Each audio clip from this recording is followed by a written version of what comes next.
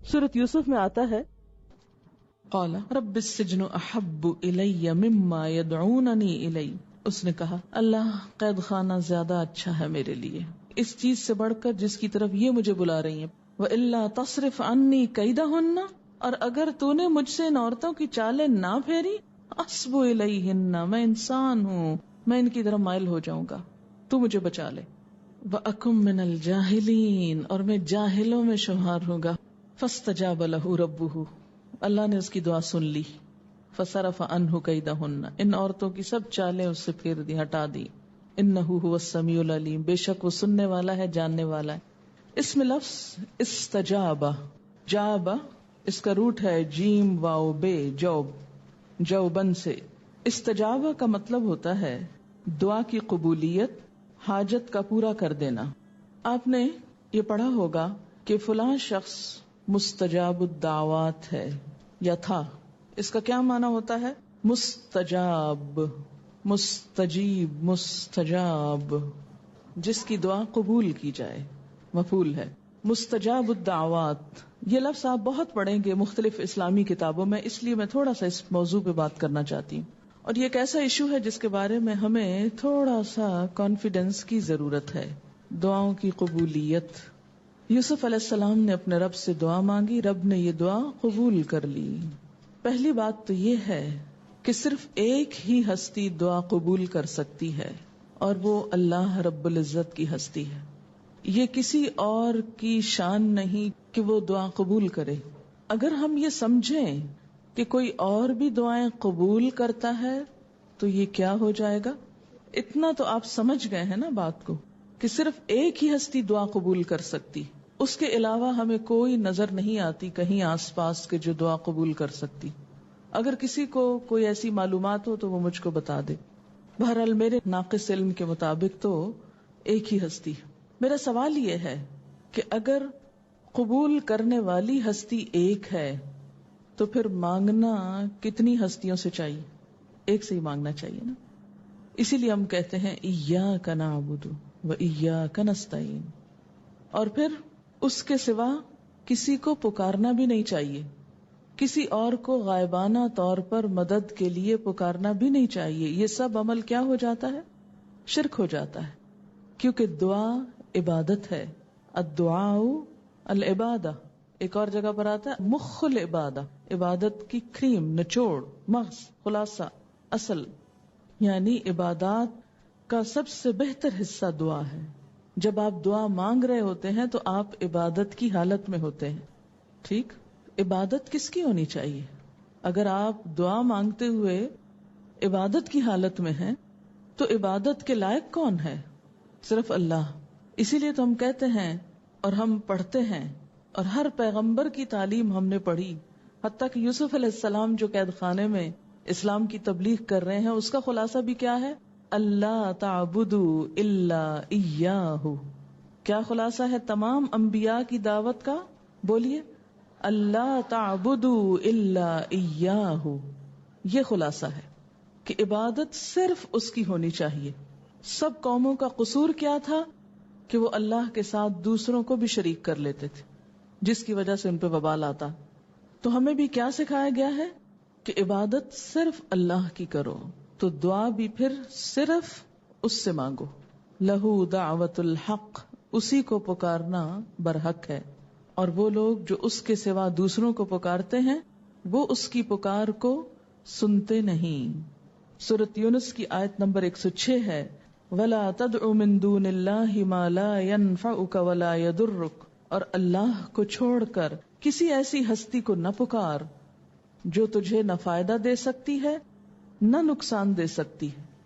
فَإِن فَعَلْتَ، پھر اگر تم نے ایسا کیا، فَإِنَّكَ إِذًا مِّنَ الظَّالِمِينَ، تو تم ظالموں میں شمار ہوگے. اور مزید وضاحت کر دی، وَإِن يَمْسَسْكَ اللَّهُ بِضُرٍّ فَلَا كَاشِفَ لَهُ إِلَّا هُوَ، اگر اللہ تجھے کسی مصیبت میں ڈالے تو خود اس کے سوا کوئی نہیں جو اس مصیبت کو ٹال سکے. لا الہ الا ہو. اور پھر اس آیت میں کیا ہے، وَإِن يُرِدْكَ بِخَيْرٍ فَلَا رَادَّ لِفَضْلِهِ، اگر وہ تیرے حق میں کسی بھلائی کا ارادہ کرے تو اس کے فضل کو کوئی پھیرنے والا نہیں. یصیب بہ من یشاء من عبادہ، وہ اپنے بندوں میں سے جس کو چاہتا ہے اپنے فضل سے نوازتا ہے.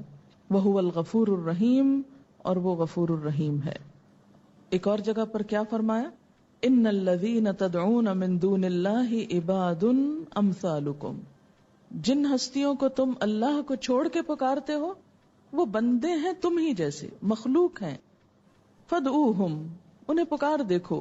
فاستجیبوا لکم ان کنتم صادقین، چاہیے کہ وہ جواب دیا کریں تم کو اگر تم سچے ہو.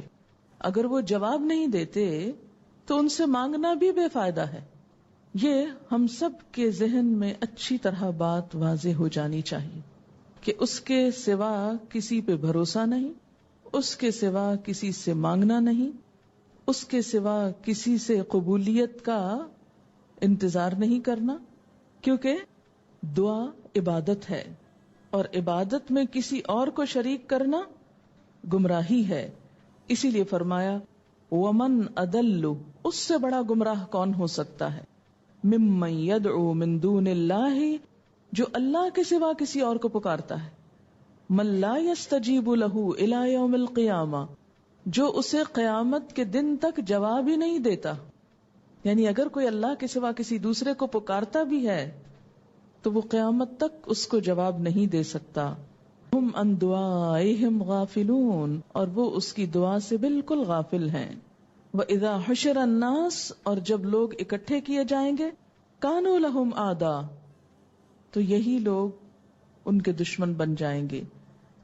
وَكَانُوا بِعِبَادَتِهِمْ كَافِرِينَ، اور وہ ان کی عبادت کے انکار کرنے والے ہوں گے. اس بات کے واضح ہو جانے کے بعد ہم دیکھتے ہیں کہ دعائیں کس کی قبول ہوتی ہیں.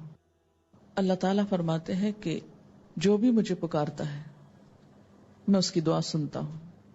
وَإِذَا سَأَلَكَ عِبَادِي أَنِّي فَإِنِّي قَرِيبٌ أُجِيبُ دَعْوَةَ الدَّاعِ إِذَا دَعَانِ، اور جب میرے بندے آپ سے میرے بارے میں سوال کریں تو ان کو بتا دو کہ میں بالکل قریب ہوں، میں پکارنے والے کی پکار کو سنتا ہوں، جواب دیتا ہوں. اجیب دعوت الداعی اذا دعانی، جب بھی وہ مجھے پکارتا ہے. فلیستجیبوا لی، بس چاہیے کہ وہ میری بات مانا کرے، وہ بھی مجھے جواب دیا کرے. یعنی جب اللہ تعالیٰ کسی بندے کو کوئی کام کہے تو وہ بھی کیا کرے. تو اس سے کیا پتا چلتا ہے کہ اللہ تو ہر آن سنتا ہے. ہماری کب نہیں سنی جاتی؟ جب ہم اس کی نافرمانی کرتے ہیں. عمومی طور پر تمام گناہ دعاؤں کی قبولیت میں رکاوٹ بنتے ہیں. فَلْيَسْتَجِيبُوا لِي وَلْيُؤْمِنُوا بِي، چاہیے کہ وہ مجھ پر ایمان لائیں، مجھ پر اعتماد کریں، بھروسہ کریں، میری بات مانیں. لَعَلَّهُمْ يَرْشُدُونَ، تاکہ وہ ہدایت پائیں. تو گویا ہدایت کا تعلق اس مضمون سے بہت زیادہ ہے. تو بات یہ تھی کہ عمومی طور پر گناہ دعاؤں کی قبولیت میں رکاوٹ بنتے ہیں، اور خاص طور پر رزق حرام. حرام رزق، جیسا کہ صحیح مسلم کی اس روایت میں آتا ہے کہ ایک شخص جو سفر کرتا ہے دور دراز کا، اس کے بال پراگندہ، اس کا حال حلیہ خراب، وہ تھکے ہارے اللہ تعالیٰ کے سامنے ہاتھ اٹھاتا ہے کہ یا رب، لیکن انا یستجاب لہ، اس کی دعا کہاں سے سنی جائے، کیسے قبول کی جائے. اس کا کھانا حرام کا، اس کا پینا حرام کا، اس کا لباس حرام کا. انا یستجاب لہ. اور یہ بھی یاد رکھیں، یہ نہ سمجھیں کہ ہم تو حرام کام کرتے رہیں اور اپنی دعائیں کسی اور سے منگوا لیں گے. یہی کچھ تو ہو رہا ہے. لوگ کیا سمجھتے ہیں کہ ہم تو غلط کام کر رہے ہیں، وہ چھوڑ نہیں سکتے، لیکن دعائیں کسی اور سے کروا لیتے ہیں.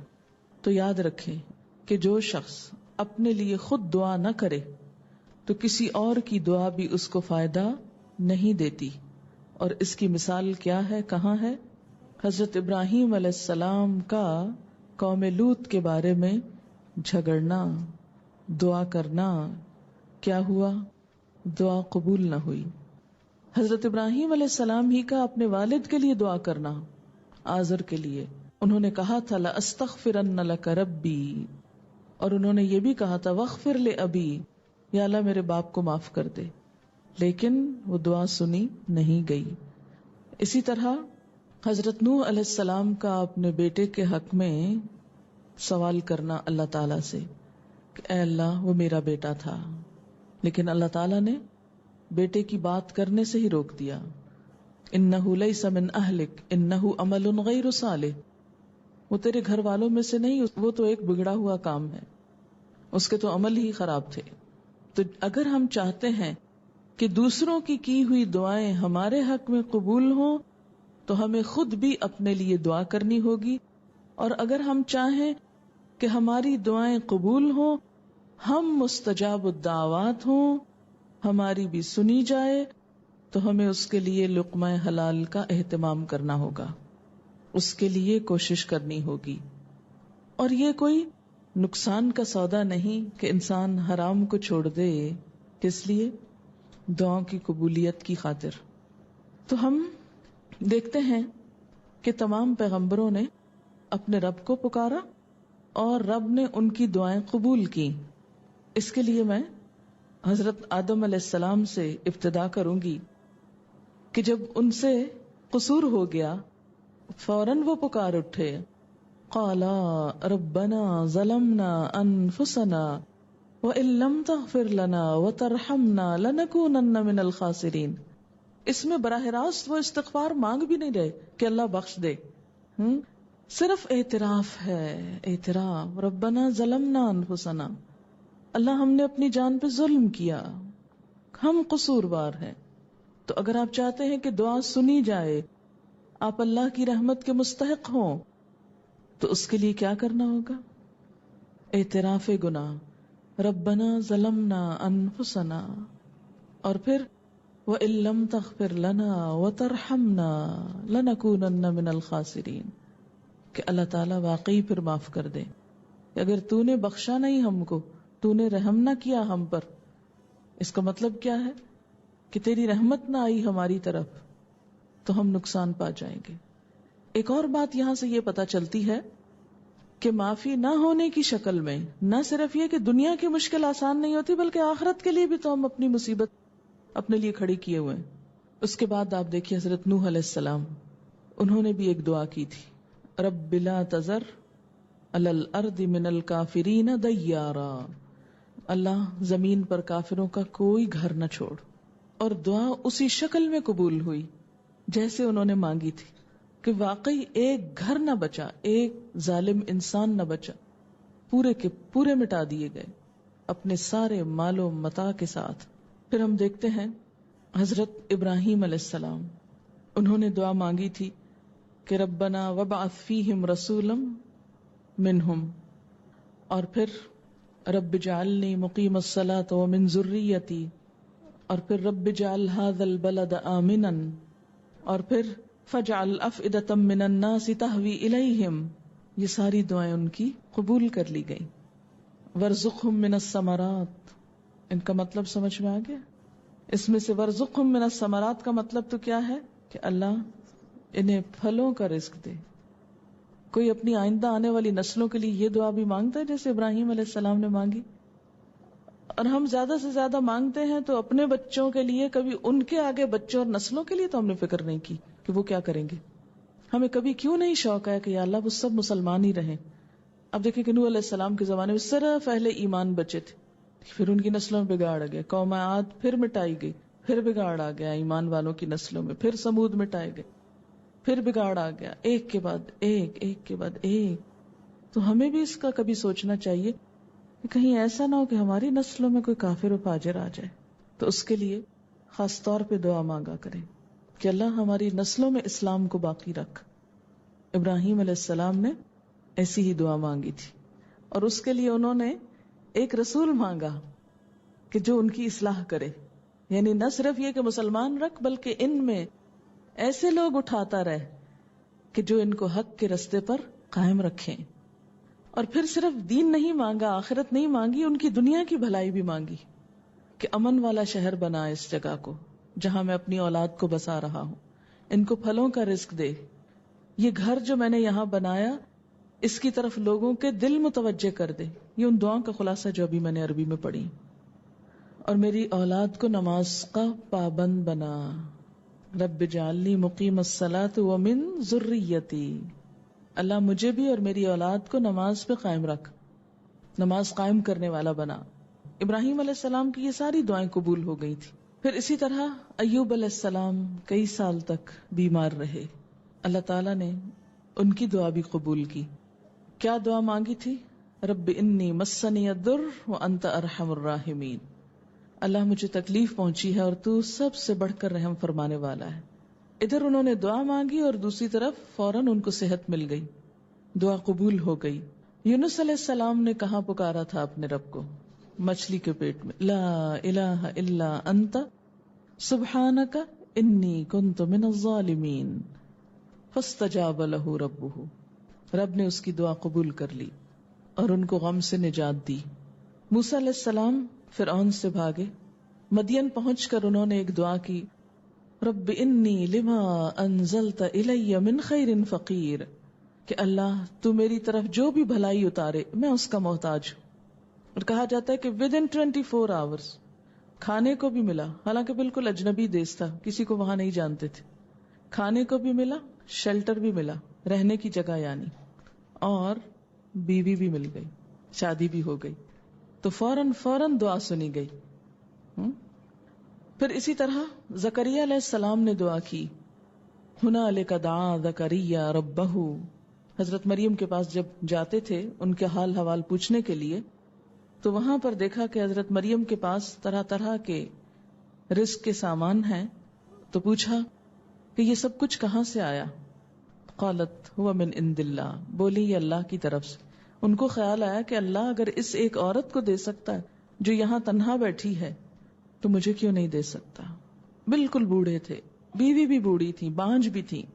رب ہب لی من لدنک ذریۃ طیبہ، اللہ پاکیزہ اولاد دے، نیک اولاد دے۔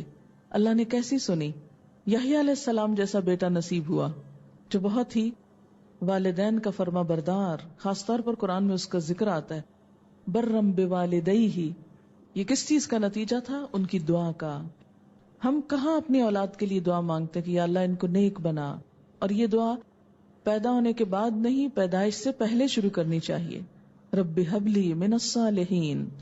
حضرت مریم کی والدہ نے ایک دعا کی تھی، رب انی نذرت لک ما فی بطنی فتقبل منی، اور بالکل ایک انہونا کام ہوا کہ پوری تاریخ میں ایسی مثال نہیں ملتی کہ کوئی عورت اس طرح ہیکل میں جا کے عبادت کرے اور چن لی جائے، کہ جس ایک عورت کے بارے میں اللہ تعالیٰ فرمائے یا مریم ان اللہ اصطفاکی وطہرکی واصطفاکی علی نساء العالمین، اے مریم اللہ نے تجھ کو چن لیا، تجھ کو پاک کیا اور تمام جہان کی عورتوں پہ فضیلت دی۔ یہ کس کی دعا کی قبولیت تھی؟ ماں کی دعا کی۔ فتقبل منی، اللہ نے قبول کر لیا آؤٹ آف دا وے جا کے۔ کوئی روٹین نہیں تھی وہاں کہ پہلے کوئی لڑکیاں بھی اس طرح چنی جاتی ہوں یا قبول کی جاتی ہوں۔ نبی صلی اللہ علیہ وسلم نے دعا مانگی تھی، رب زدنی علما، اور اللہ تعالیٰ نے کس طرح اس دعا کو قبول کیا۔ آپ کے لیے تو حضرت ابراہیم نے بھی دعا مانگی تھی کہ ربنا وابعث فیہم رسولا، اور آگے فرمایا تھا کہ وَيُعَلِّمُهُمُ الْكِتَابَ وَالْحِکْمَةَ، ایسا رسول بھیج جو انہیں کتاب اور حکمت کی تعلیم دے۔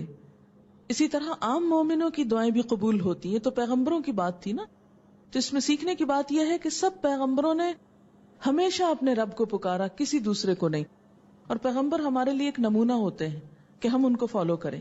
تو ہمیں بھی ہمیشہ اپنے رب ہی کو پکارنا چاہیے، اور پکارنے کے لیے قبولیت کی امید رکھنی چاہیے، کبھی مایوس نہیں ہونا چاہیے۔ وَلَمْ أَكُمْ بِدُعَائِكَ رَبِّ شَقِيًّا، تجھ سے مانگ کر اے میرے رب میں کبھی نامراد رہا ہی نہیں، ہمیشہ پوری ہو گئی۔ جتنا اعتماد ہوگا مانگنے میں اتنی ہی قبولیت بڑھ جائے گی۔ تو پیغمبر ہمارے لیے بہترین نمونہ ہے۔ اس کے بعد یہ کہ یہ نہیں سوچنا چاہیے کہ وہ تو پیغمبر تھے، بہت نیک تھے، ان کی تو سنی گئی، ہماری تو نہیں سنی جائے گی۔ نہیں، آپ کو معلوم ہے کہ جب مسلمانوں نے ایک موقع پر دعا کی تھی، شاید جنگ بدر کا موقع تھا، استستغیثون ربکم فاستجاب لکم، جب تم اپنے رب سے فریاد کر رہے تھے تو رب نے تمہاری دعا قبول کر لی اور فرشتوں کے ذریعے تمہاری مدد کی۔ اور اللہ اپنے بندوں کی سنتا ہے، قبول کرتا ہے. اور اللہ تعالیٰ خاص طور پر وہ جیسے حدیث میں آتا ہے کہ اللہ اس بندے سے ناراض ہوتا ہے جو اس سے دعا نہیں کرتا. من لم یسأل اللہ یغضب علیہ، جو اللہ سے سوال نہیں کرتا اللہ اس سے ناراض ہوتا ہے. تو ہمیں اسی کو پکارنا چاہیے اور پکارتے رہنا چاہیے. یا تو فوراً قبول ہو جائے گی جو مانگی گئی چیز، وہ مل جائے گی، یا پھر کوئی آنے والی بلا ٹال دی جائے گی. کیونکہ حدیث میں آتا ہے نا کہ ادھر سے نیچے سے دعا اٹھتی ہے اور آسمان سے بلا اترتی، اور بیچ میں جا کے دونوں ایک دوسرے سے جھگڑنے لگتی. جس میں زیادہ طاقت ہوتی وہ وارد ہو جاتی. اگر دعا طاقتور ہے تو بلا واپس چلی جائے گی، مصیبت ٹل جائے گی. اور اگر دعا ڈھیلی ڈھالی ہے، پھیکی سی ہے، غافل دل کی ہے، تو غافل دلوں کی دعائیں اللہ نہیں سنتا. تو پھر کیا ہوگا؟ ہم نے اتنا مانگا ہے، پتہ نہیں کیوں نہیں سنا جاتا. کبھی غور نہیں کیا کہ مانگنے کا انداز کیا تھا، کہ مانگ رہے ہیں اور ادھر ادھر دیکھ رہے ہیں.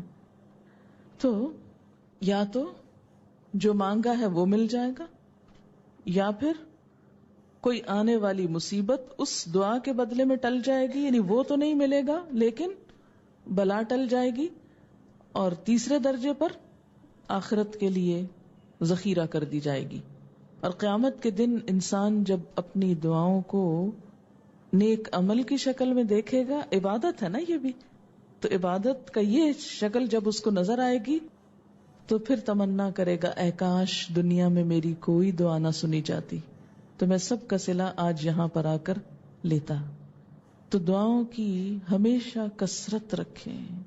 ہمیشہ ایک ہی چیز تقدیر کو بدلتی ہے بس، اور وہ دعا ہے.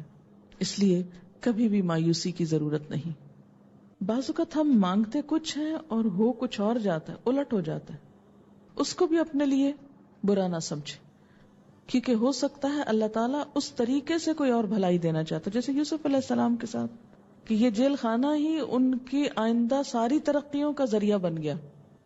پھر فرمایا ان يدعون من دونه الا اناثا، وہ اس کے سوا کچھ دیویوں کو پکارتے ہیں. اور دیویوں سے مراد، اناثا سے مراد دو چیزیں ہو سکتی ہیں. ایک تو لات، عزا، منات وغیرہ، اور دوسرے فرشتوں کو پکارنا جن کو وہ اللہ کی بیٹیاں کہتے تھے، نعوذ باللہ. وَإِن يَدْعُونَ، اور نہیں وہ پکارتے، إِلَّا شَيْطَانًا مَرِيدًا، مگر سرکش شیطان کو. شیطان کو کس طرح پکارا جاتا ہے؟ اس میں ایک تو شرک کی عام قسم ہے. جب غیر اللہ سے انسان مدد مانگتا ہے، اللہ کے سوا کسی اور کو پکارتا ہے، تو وہ دراصل شیطان ہی کی دکھائی ہوئی راہ ہوتی ہے. پھر دوسری بات یہ کہ عام طور پر جو جادو وغیرہ کیا جاتا ہے، کالا علم جس کو بولتے ہیں، یا سفلی عمل، اس میں بھی شیطان سے مدد لی جاتی ہے، شیطان کو پکارا جاتا ہے. اور ہر وہ کام کیا جاتا ہے جو انتہائی غلط ہو، جس سے شیطان خوش ہو. اور شیطان چونکہ جنوں میں سے ہے تو اس کے ذریعے جنات تک رسائی اور ان کی مدد حاصل کی جاتی ہے کچھ ایسے کام کرنے کے لیے جو عموماً انسان نہیں کر سکتے. اس کے علاوہ شیطان کی مدد اور شیطان کو پکارنے کا جدید طریقہ بھی ہے. یہ تو پرانے طریقے ہیں. آج کے اس ترقی یافتہ دور میں وہ لوگ جو فرشتوں کا تو انکار کرتے ہیں لیکن شیطانوں کے وجود سے بہرحال راضی ہیں یا شیطان کے وجود کا اقرار کرتے ہیں. اس کی ایک واضح مثال امریکہ میں پایا جانے والا ایک سٹینک کلٹ ہے جس کا نام ڈیولز ڈسائپل ہے. اس کے ایک رپورٹ کے مطابق 72,000 ممبرز ہیں، جس میں کچھ لوگ ہائیلی کوالیفائڈ اور ایجوکیٹڈ بھی ہیں، یہ باقاعدہ شیطان کو پوجتے ہیں، شیطان کو اپنا خدا مانتے ہیں، اس کی عبادت کرتے ہیں. بعض اوقات بچوں کو اغوا کر کے شیطان کے نام پر ذبح کرتے ہیں. سم ٹائمز ورجنز کو بھی. کہا جاتا ہے کہ اس تنظیم میں بڑے بڑے انٹلیکچوئلز ہیں اور کچھ امریکی حکومت کے نمائندے بھی شامل ہیں، حکومت کے لوگ بھی شامل ہیں اس میں. یہ معلومات مجھے پچھلے سال امریکہ سے آنے والی ایک اپنی اسٹوڈنٹ کے ذریعے ملی. میں براہ راست خود نہیں جانتی ان سب چیزوں کو، لیکن جس شخص نے بتایا وہ اس کے بارے میں کافی معلومات رکھتا تھا. سٹینک ورسز کے نام سے مشہور کتاب شیطانی آیات سلمان رشدی کی، اس کے بارے میں آپ سب ایٹ لیسٹ نام سن چکے ہیں. شیطان انسان کا قدیم اور کھلا دشمن ہے اور مختلف طریقوں سے انسان کو ورغلانے کی کوشش میں لگا رہتا ہے. پہلے پارے میں آپ اس کے بارے میں پڑھ چکے ہیں کہ جب فرشتوں نے انسان کو سجدہ کیا تو شیطان نے انکار کر دیا اور حسد کا شکار ہو گیا اور کہنے لگا انا خیر منہ، میں اس سے زیادہ بہتر ہوں، یعنی انسان سے، اور مجھے اس کو سجدہ کرنے کی ضرورت نہیں ہے. بہرحال معاملہ بہتر ہونے کا یا نہ ہونے کا نہیں تھا، اصل بات اللہ کا حکم تھی جس کا شیطان نے انکار کیا. کہا جاتا ہے کہ پہلے یہ بھی بہت عبادت گزار تھا اور اپنے اس تکبر کی وجہ سے، غرور کی وجہ سے دھتکارا گیا اور ضد پر آ گیا اور اللہ تعالی سے معافی مانگنے کی طرف توجہ نہ دی، اپنی غلطی کو مانا ہی نہیں. یہ بھی ایک شیطانی عادت ہوتی ہے کہ انسان غلطی بھی کرے اور اس کے بعد اس کا اعتراف نہ کرے اور اپنی غلطی پر تاویلیں پیش کرنا شروع کر دے. اس کی ان حرکات کی وجہ سے اللہ تعالیٰ نے فرمایا کہ لعنہ اللہ، اللہ نے اس پر لعنت کی ہے. مفہوم کیا ہے اس کا؟ کہ اللہ نے اس کو اپنی رحمت سے دور کر دیا. کیسے؟ کہ اس کے لیے آئندہ ہدایت پر آنے کا راستہ بند کر دیا. کسی انسان پر اللہ کی رحمت ہونا کیا ہے کہ اسے اپنی طرف آنے کی توفیق دے دے. جیسے حدیث میں آتا ہے من یرد اللہ بہ خیرا یفقہہ فی الدین، اللہ جس سے بھلائی کا ارادہ کرتا ہے، جس پہ اپنی رحمت کرتا ہے، اسے دین کی سمجھ دے دیتا ہے. اور جو شخص گمراہ ہو جائے اور گمراہی میں دور تک چلا جائے اور اپنی غلطی کا اعتراف نہ کرے، پلٹنا نہ چاہے، ایسا شخص اللہ کی رحمت سے دور اور اس کی لعنت سے قریب ہو جاتا ہے. تو یہاں شیطان پر لعنت کی بات ہوئی. وقال، اور اس نے کہا تھا، کس نے؟ شیطان نے. کیا کہا تھا؟ لأتخذن، البتہ میں ضرور لے کر رہوں گا. کیا لے کر رہوں گا؟ من عبادک، تیرے بندوں میں سے. کیا؟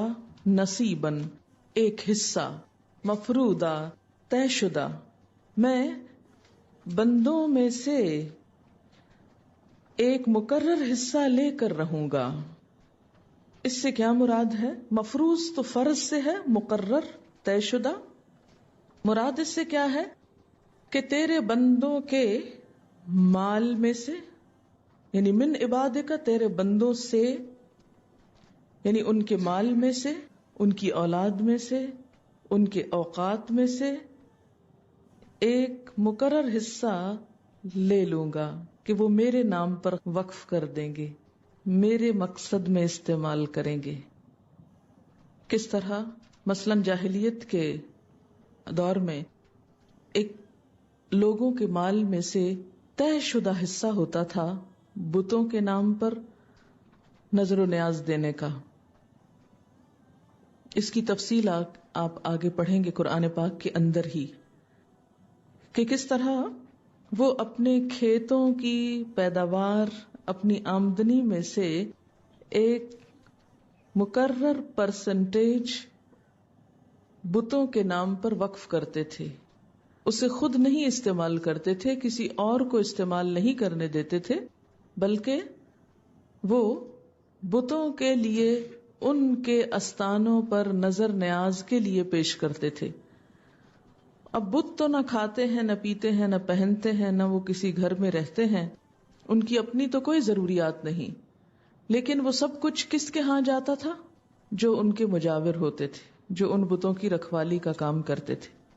آج کل بھی آپ دیکھیں کہ بہت سی قبروں پر جو نظر و نیاز ہوتی ہے، وہ قبر والے کو تو نہیں کچھ ملتا اس میں سے، اس لیے کہ وہ تو اب کھاتا بھی نہیں، پیتا بھی نہیں، کچھ پہنتا بھی نہیں، اس کی تو ساری ضروریات ختم ہو کر رہ گئیں.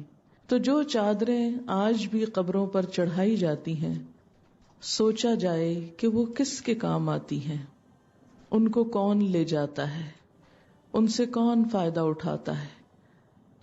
ریلیجن کو آپ ایک طرف رکھ دیں ذرا تھوڑی دیر کے لیے، دینی اعتبار سے نہ سوچیں، ذرا عقل سے بھی سوچیں کہ آپ ایک کپڑا پہنا رہے ہیں کس کو؟ قبر کو. کیا قبر کو کپڑا پہننے کی کوئی ضرورت ہے؟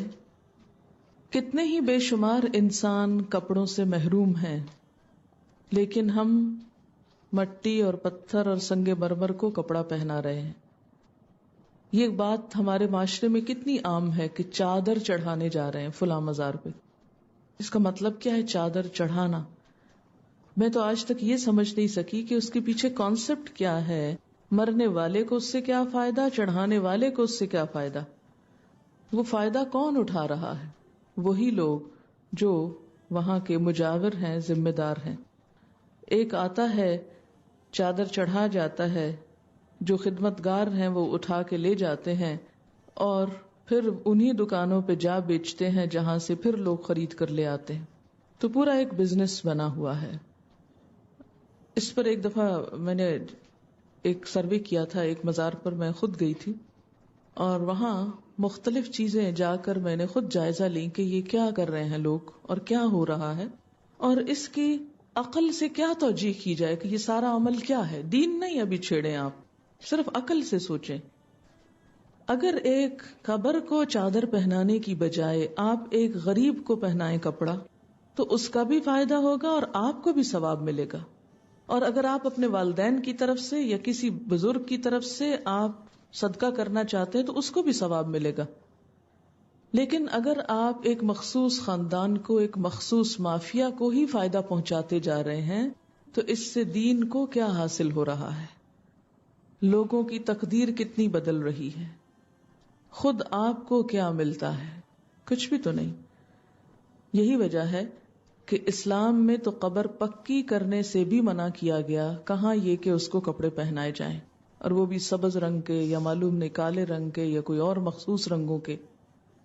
تو شیطان نے کیا کہا تھا کہ میں تیرے بندوں میں سے ایک مقرر حصہ لے کے رہوں گا، یعنی انہیں ایسا ورغلاؤں گا، نان سینس قسم کے کام ان کو ایسے خوشنما بنا کے دکھاؤں گا کہ اس پر وہ چمٹ جائیں گے، جم جائیں گے، وہ کوئی دوسری بات سننا بھی نہ چاہیں گے. آج اگر آپ کسی ایسے شخص سے بات کر کے دیکھیں تو وہ ایک دم غصے میں آ جائے گا، بات بھی نہیں سنانے دے گا آپ کو. یہ کتنے افسوس کی بات ہے نا. پھر دوسرا معنی اس کا کیا کیا گیا کہ جہنم میں جانے والے لوگوں کا حصہ لے کے رہوں گا، یعنی ایک اکثریت کو گمراہ کروں گا اور اپنے ساتھ لے کر جاؤں گا. اب شرک کی ایک اور قسم بتائی گئی، قرآن پاک میں آتا ہے سورۃ الانعام، وَجَعَلُوا لِلَّهِ مِمَّا ذَرَأَ مِنَ الْحَرْثِ وَالْأَنْعَامِ نَصِيبًا، اور انہوں نے مقرر کر لیا اللہ کے لیے اس میں سے جو پیدا کیا، یعنی اللہ نے پیدا کیا کھیتی میں سے اور مویشیوں میں سے ایک حصہ، نصیب مقرر حصہ، طے شدہ حصہ. فقالوا ھذا للہ، پھر انہوں نے کہا یہ اللہ کے لیے ہے، بزعمہم اپنے ہی گمان کے مطابق، اپنے ہی خیال کے مطابق، وھذا لشرکائنا، اور یہ ہمارے شریکوں کے لیے ہے، یعنی بتوں وغیرہ کے لیے. فما کان لشرکائہم فلا یصل الی اللہ، تو جو ان کے شریکوں کے لیے ہوتا تو وہ اللہ تک نہ پہنچتا. وما کان للہ فہو یصل الی شرکائہم، اور جو اللہ کے لیے ہوتا تو وہ مل جاتا، پہنچ جاتا ان کے شریکوں کو. ساء ما یحکمون، کتنا برا ہے جو وہ فیصلہ کر رہے ہیں۔ یہاں پر دور جاہلیت کی کچھ رسموں اور کچھ عادات پر تنقید کی جا رہی ہے۔ جیسا کہ آپ جانتے ہیں کہ اہل مکہ، اہل عرب اپنے آپ کو حضرت ابراہیم علیہ السلام کے دین پر بتاتے، وہ بیت اللہ کا طواف بھی کرتے، صدقہ خیرات بھی کرتے، اللہ کو بھی مانتے تھے۔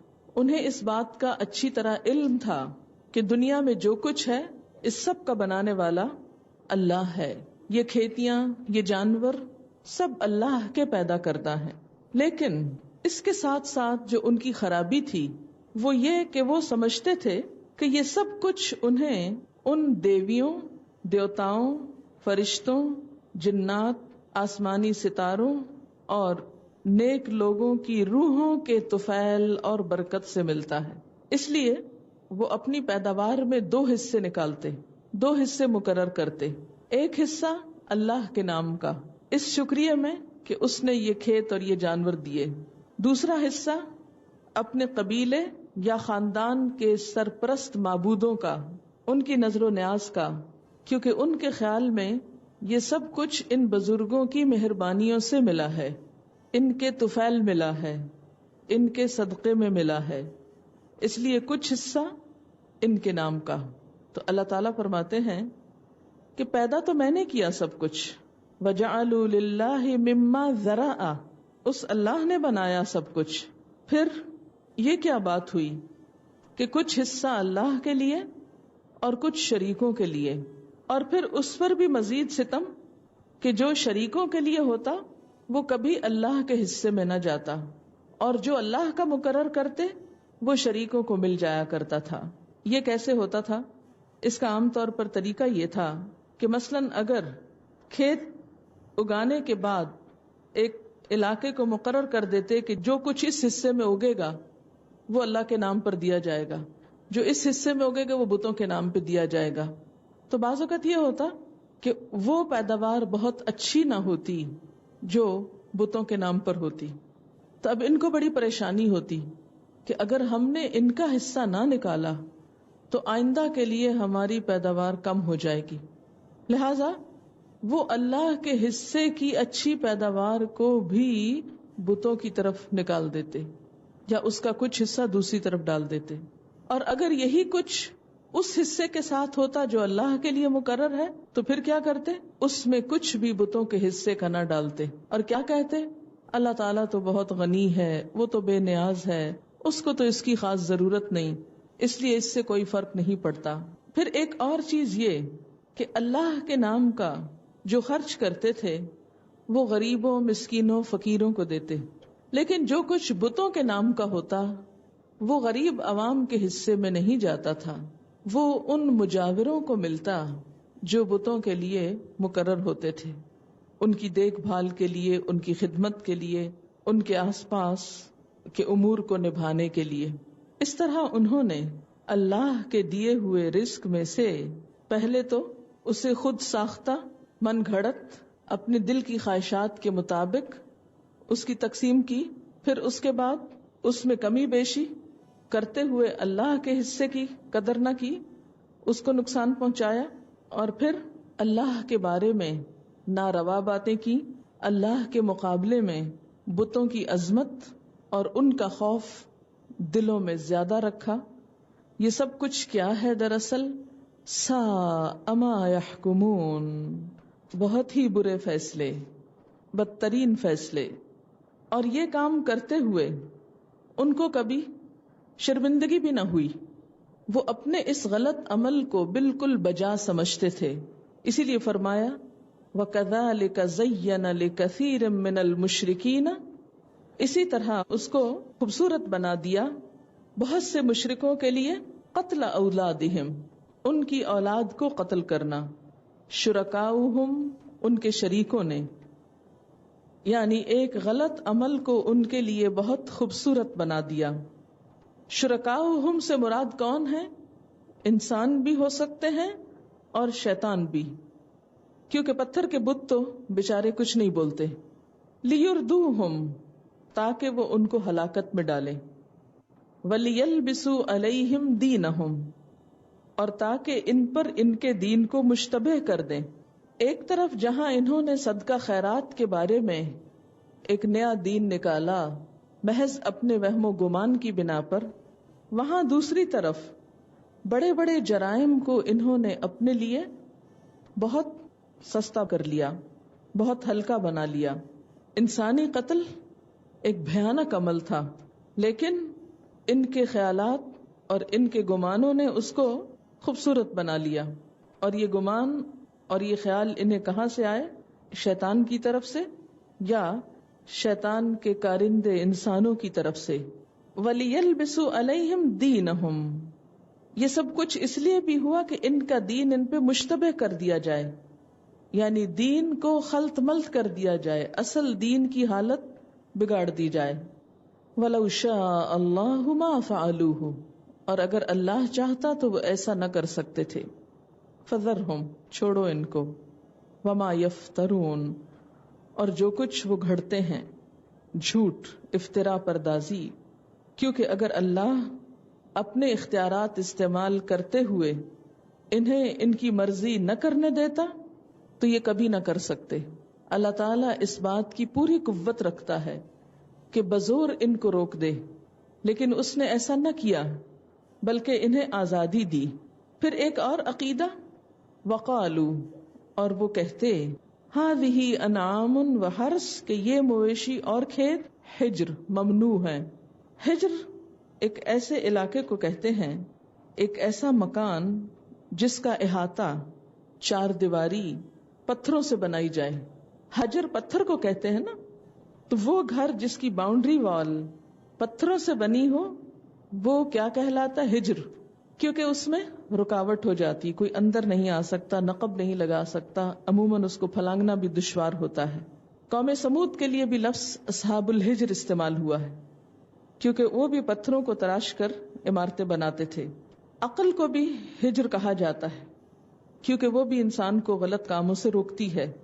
یہاں کس معنی میں استعمال ہوا کہ یہ کچھ جانوروں کو روک دیتے کہ ان کو کوئی بھی استعمال نہیں کر سکتا، نہ ان کا دودھ پیا جا سکتا ہے، نہ ان پہ سواری ہو سکتی ہے، نہ ہی ان کو ذبح کیا جا سکتا ہے۔ یہ کیا ہیں؟ بتوں کے نام پہ آزاد ہیں۔ لا یطعمها، نہیں کھا سکتا ان کو، الا من نشاء، مگر جسے ہم چاہیں، یعنی اگر یہ ذبح کیے جائیں تو صرف وہی کھا سکتے ہیں جن کے بارے میں ہم چاہیں، ہم اجازت دیں کہ وہ کھا لیں۔ بزعمہم، ان کے اپنے خیال کے مطابق۔ یہ سارا دین کون سا دین ہے؟ بزعمہم کا، خود ساختہ خیالات پر مبنی۔ وانعام، اور کچھ مویشی حرمت ظہورها، ان کی پیٹھیں حرام کر دی گئیں، یعنی کوئی سواری نہیں کر سکتا۔ وانعام، کچھ مویشی جانور لا یذکرون اسم اللہ علیہا، جن پر یہ اللہ کا نام لیتے ہی نہیں، یعنی اللہ کا نام لیے بغیر ان کو ذبح کر دیتے۔ اور کیا کہتے کہ ہمیں ایسا کرنے کا حکم اللہ نے ہی دیا ہے، افتراء علیہ، اللہ پہ جھوٹ گھڑتے ہوئے اپنے اس غلط کام کو پھر اللہ کی طرف منسوب کرتے۔ سیجزیہم بما کانوا یفترون، ان قریب وہ جزا دے گا ان کو جو کچھ وہ جھوٹ گھڑتے رہے ہیں۔ یعنی ان سب باتوں کو اللہ تعالیٰ کیا قرار دیتے ہیں؟ افتراء۔ ایک اور رسم، وقالو، اور وہ کہتے، ما فی بطون ھذہ الانعام، جو ان جانوروں کے پیٹوں میں ہے، خالصۃ لذکورنا، وہ وقف ہے ہمارے مردوں کے نام، ومحرم علی ازواجنا، اور حرام ہے ہماری بیویوں پر۔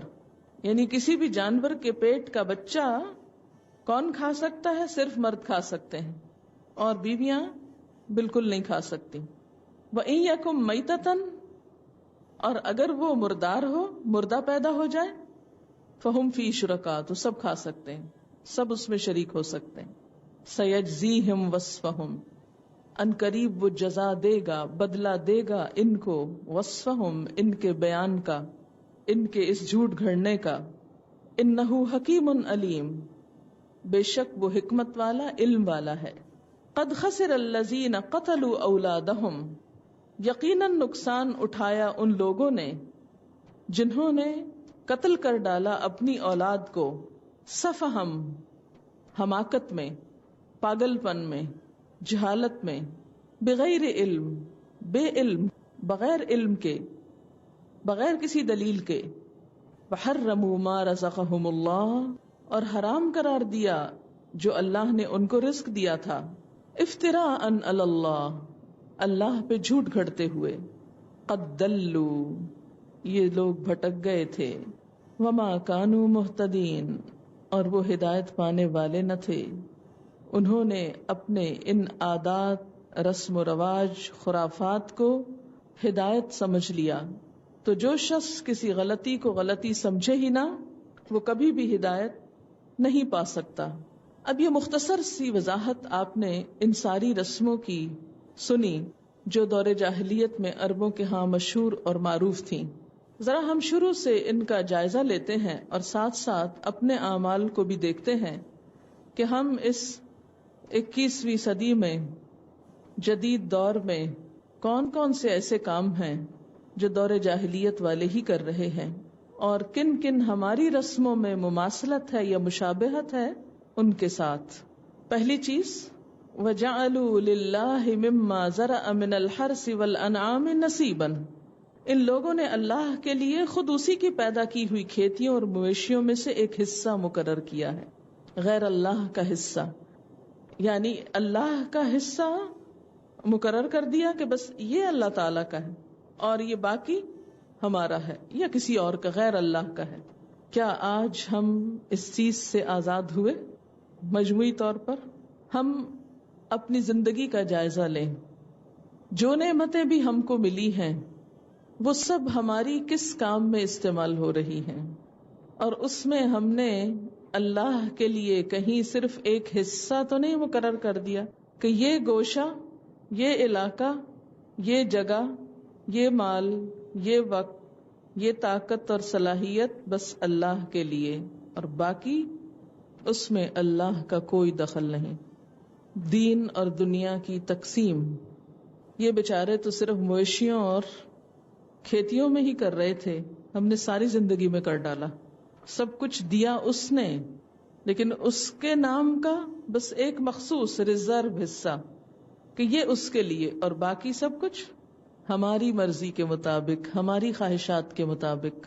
اگر ان رسموں کی حد تک لٹرلی دیکھا جائے تو اس میں بھی ہمارے ہاں ایسی چیزیں موجود ہیں کہ کچھ جانور اللہ کے نام پہ ذبح ہوتے ہیں اور کچھ بزرگوں کے نام پر، اور جو بزرگوں کے نام پر ذبح ہوتے ہیں وہ کہاں لے جائے جاتے ہیں؟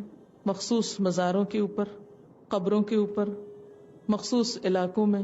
لیکن اگر اس کو آپ یہ کہیں کہ نہیں، ہم تو ایسی کسی جاہلیت میں مبتلا نہیں ہیں، الحمدللہ صرف اللہ ہی کے نام کی قربانی کرتے ہیں اور اللہ ہی کے نام کا صدقہ خیرات کرتے ہیں، ہمارے صدقے خیرات میں کسی اور کی نہ نیاز ہے، نہ نظر ہے، نہ نام ہے، کیونکہ ہمارے ہاں ایسے لوگ بھی ہیں نا کہ جو 11ویں والے کے نام خرچ کرتے ہیں مخصوص دن میں، 11 تاریخ کو چاند کی، یا دودھ وغیرہ، یا جانور، بعض جانور آپ نے دیکھے ہوں کہ گلی بازاروں میں پھر رہے ہوتے ہیں کہ یہ کسی خاص بزرگ کے نام پر وقف ہیں۔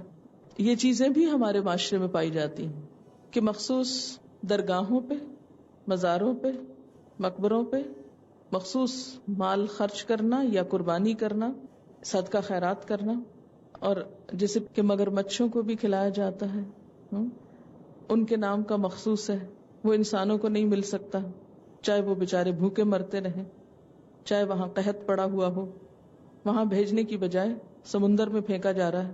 یہ رسمیں بھی بہت موجود ہیں، لیکن ان رسموں کو تو ہم بہت جلدی پوائنٹ آؤٹ کر لیتے ہیں، دیکھا وہ فلانا یہ شرک کر رہا ہے، فلاں یہ کر رہا ہے، لیکن اس سے بڑی بات جو ہماری زندگی میں آ چکی ہے اور جس بیماری کی ہم کو خبر ہی نہیں، اس کی طرف سے ہم بالکل بے نیاز ہو چکے ہیں، اور وہ کیا ہے کہ جب ہماری عقیدت اور محبت کا مرکز اللہ کی ذات کے سوا کوئی اور ہو جاتا ہے تو پھر ہمارا کیا حال ہوتا ہے کہ جو اللہ کی یاد کے لیے مخصوص وقت ہوتا ہے اس میں بھی ہم اسی کو یاد کرتے رہتے ہیں۔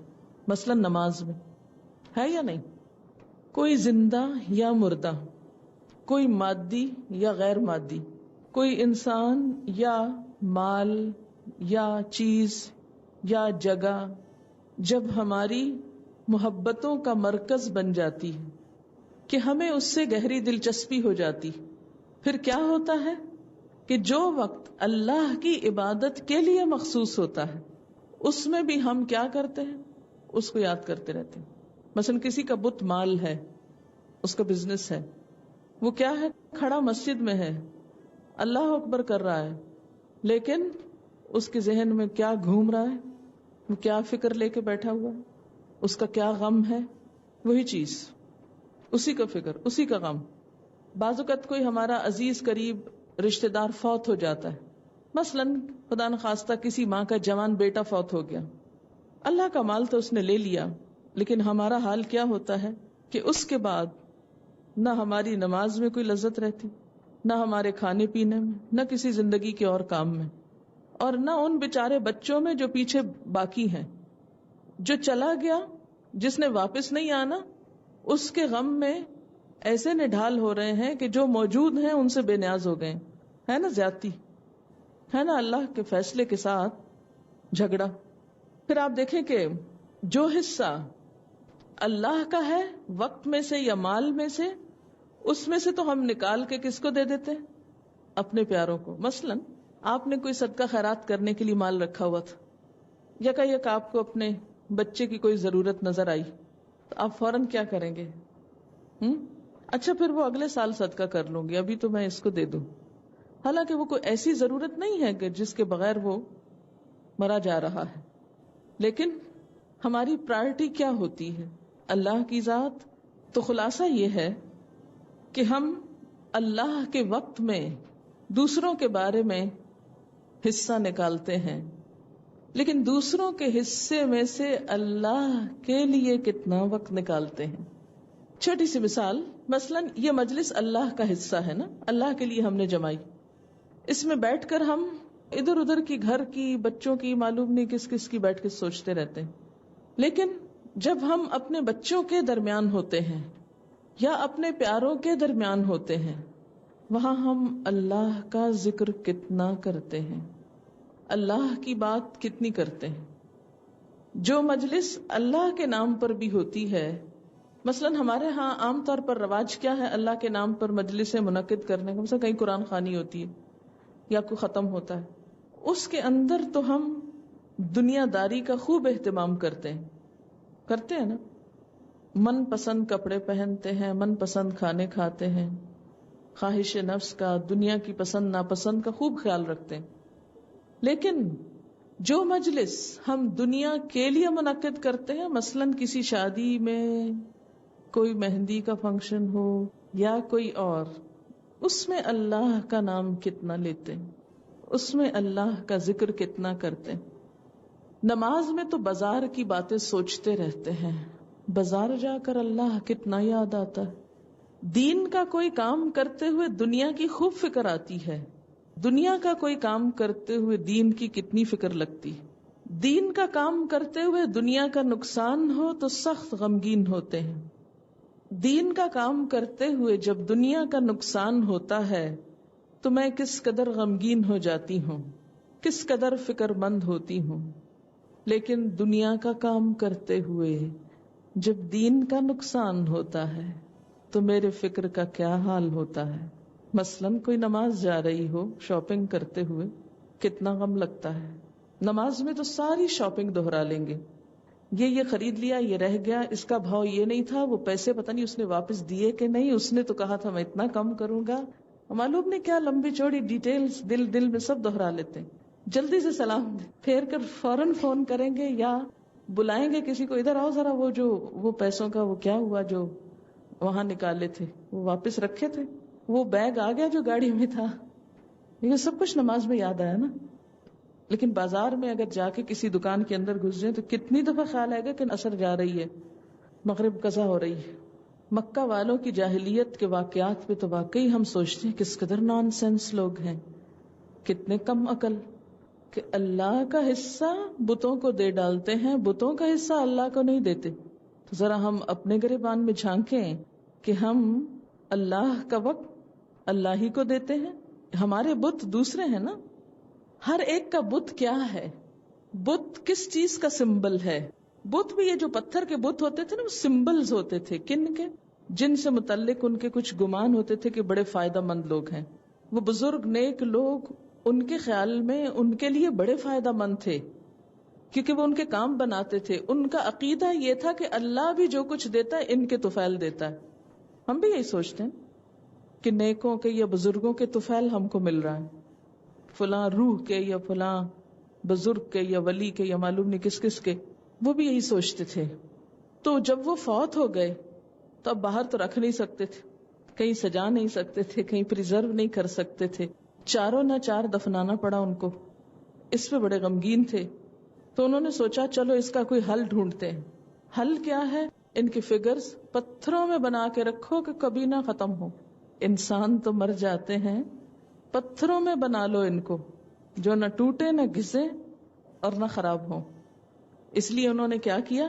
مرنے والے بزرگوں اور نیک لوگوں کے مجسمے بنائے، سٹیچوز بنائے اور ان کو سجا کے رکھ لیا. یہ سمبلز تھے اس عقیدت اور محبت کا جو انہیں اپنے مفادات کے لیے ان بزرگوں سے تھی. بزرگوں کی خاطر بزرگوں سے عقیدت کوئی نہیں تھی، اپنے مفادات کے لیے ان سے عقیدت تھی کہ ان کی وجہ سے ہم کو ملتا. آج آپ دیکھیے کہ عقیدتوں کے مرکز بدل گئے ہیں. ان کے خیال میں وہ بزرگ دلواتے ہیں، ہمارے خیال میں پیسہ سب کچھ دلواتا ہے، دولت سب کچھ دلواتی. یا اور کون دلواتا ہے؟ کسی کا عہدہ، سٹیٹس، اتھارٹی، کسی کا دنیاوی جاہ و جلال. لہذا ہماری عقیدت کا مرکز مال ہو گیا، عہدے ہو گئے، بڑے بڑے نام ہو گئے. ان کو آپ کسی طرح بھی سمبلائز کر لیں، ان کے بھی سمبلز ہیں. صرف ایک کوڈ ورڈ ہی کافی ہوتا ہے ایک پورے بت کے مظہر کے لیے. پھر جب ان کی باری آتی ہے ان کو راضی کرنے کی، ان کو خوش کرنے کی، ان کو کچھ دینے کی، تو ہمیں پرواہ نہیں ہوتی کہ ہمارا رب ہم سے ناراض ہو جائے گا. ایسے لیڈرز، ایسے بزرگ، ایسی اتھارٹیز، ہم دن رات ان کے گرد گھومتے ہیں. نمازیں ہیں یا نہیں؟ اللہ رسول کا نام ہے کہیں کہ نہیں؟ ہم کیا کرتے ہیں؟ ان ہستیوں کے طواف کرتے ہیں، چاہے رشوت لے کر، رشوت کے نام پر کچھ لے کر، یا کسی اور طرح. وہ ان بتوں کو راضی رکھتے تھے، ہم ان بتوں کو راضی رکھتے ہیں. وہ مشرک کہلاتے تھے، ہم بہت توحید پرست ہیں. اللہ کا حصہ، اللہ کے لیے دیا جانے والا مال، صدقہ خیرات اب ان کی نظر ہو گیا. کبھی سوچا ہم نے ہمارے ملک کا یہ حال کیوں ہو چکا؟ ہمارا یہ تنزل، زوال، خواہ دین کا ہو یا دنیا کا، اس کی بنیاد کیا ہے؟ یہ ناانصافیاں. جو کام جہاں ہونا چاہیے، جو چیز جہاں جانی چاہیے وہاں نہیں جاتی، کہیں اور جاتی. وہ صدقہ خیرات جو ہمارے مال میں سے غریبوں کا حصہ تھا، وہ غریبوں کو تھوڑی جاتا ہے، وہ تو رشوت کے نام پر کسی اور کے گھر چلا جاتا ہے. اگر وہ غریبوں تک جاتا تو کیا یہ معاشرتی ناہمواریاں ہوتی؟ ایسے نہ ہوتا. ہم اپنی دنیا بڑھانے کی فکر میں ضرورت مندوں کا لقمہ چھینتے ہیں اور اس کو بھی کسی اور تک پہنچا دیتے ہیں. لہذا جو بیمار ہیں، سسک رہے ہیں، بھوکے ہیں، تڑپ رہے ہیں، پانی نہیں، بلک رہے ہیں، کیونکہ یہ بت جگہ خالی کریں تو کچھ اور سوچیں. کھیل وہاں بھی مفادات کا تھا، یہاں بھی مفادات کا. اور ان شریکوں کی بسا اوقات محبت ایسی غالب آتی ہے کہ انسان اپنی اولاد تک نچھاور کر دیتا ہے، اپنی اولاد تک ان کے مقاصد کو پورا کرنے میں لگا دیتا ہے، اسی کے کل پرزے بنا دیتا ہے، اسی نظام کو سپورٹ کرنے کے لیے، اسی کے ستون بننے کے لیے. اللہ نے ایسے دین کی کبھی تعلیم نہیں دی.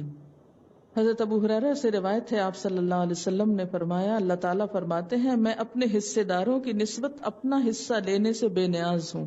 جس شخص نے ایسا عمل کیا جس میں میرے ساتھ غیر کو حصے دار بنایا تو میں اس صاحب عمل اور اس کے عمل دونوں کو ہی چھوڑ دیتا ہوں. یعنی اس عمل کرنے والے اور اس کام وہ جو نیکی کا بظاہر کر رہا ہے وہ سب چھوڑ دیتا ہوں، اس نیکی کو قبول ہی نہیں کرتا. پھر دوسری طرف جب انسان اللہ سے نہیں ڈرتا تو بڑے بڑے غلط کام جس میں اولاد تک کا قتل کرنا شامل ہے وہ بھی خوشی سے کرنے لگتا ہے. ان کے شریکوں نے ان کے لیے اپنی اولاد کو قتل کرنا بھی خوبصورت بنا دیا. آج آپ دیکھیں کہ کیا بہت سے ہمارے مسلمان بہن بھائی اس جرم میں شریک نہیں، قتل اولاد کے جرم میں؟ سبب کیا ہے؟ وہی مادہ پرستی کہ 2 سے زیادہ بچے ہوئے تو ان کو کہاں سے کھلائیں گے، ان کو کہاں سے دیں گے. اپنی اولاد کو پیدا نہ ہونے دینا. ابارشن کتنا عام ہو گیا ہے خواتین کے اندر. خود اپنے ہی بچوں کا ماں ہو کے عورت ماں بننا نہیں چاہتی. بظاہر سمجھتے ہیں کہ بہت فائدہ مند کام ہے لیکن الٹیمیٹلی ہلاکت آمیز. اس وقت میں ان ڈیٹیلز میں نہیں جا رہی کہ فقہی مسائل اس میں کیا ہیں، کس حال میں فیملی پلاننگ درست ہے اور کس میں نہیں. میں ایک اجتماعی سوچ کی بات کر رہی ہوں کہ آج کے اس جدید دور میں بھی کیا یہ نقطہ نظر اپنے عروج پر نہیں کہ اپنی اولاد کو مار ڈالو. وہ لوگ کیوں مارتے تھے؟ 3 طرح کا قتل ہوتا تھا جاہلیت کے دور میں. نمبر 1 لڑکیوں کا قتل، اس خیال سے کہ کوئی ان کا داماد نہ بنے. داماد ان کے نزدیک ایک بہت خراب چیز تھی، یہ بھی ان کا اپنا خیال تھا. یا قبائلی لڑائیوں میں وہ دشمن کے ہاتھ نہ چلی جائیں، لونڈیاں نہ بنا لے دشمن ان کو، اور وہ ان کے لیے آر کا سبب نہ بنے کہ کوئی ان کو تانا دے، دیکھو تمہاری بیٹی فلاں کی لونڈی. آج کے دور میں بھی کیا لڑکیوں کو قتل نہیں کیا جا رہا؟ جب سے آپ کی سائنس نے تھوڑی اور ترقی کی اور یہ پتا چلنے لگا کہ ماں کے پیٹ میں بیٹی ہے یا بیٹا ہے، کیا بہت سی بیٹیاں دنیا میں آنے سے پہلے اس جدید علم کی بھینٹ نہیں چڑھ گئیں؟ انڈیا میں، چائنا میں بھی یہ چیز اپنے عروج پر ہے. چائنا میں اس لیے کہ وہاں ایک بچے کی پرمیشن ہے کہ ایک بچہ پیدا کر سکتے ہیں. اب بعض علاقوں میں دوسرے کی بھی اجازت ہوگی، تو وہ بھی ایک مشرقی سوسائٹی ہے، ان کے ہاں بھی بیٹی کی نسبت بیٹے کی قدر و قیمت زیادہ ہے. لہذا ایک رپورٹ میں نے پڑھی تھی کہ بہت سی خواتین جب ان کو پتہ چلتا ہے کہ ان کے پیٹ کا بچہ لڑکی ہے تو اس کو مار ڈالتے ہیں.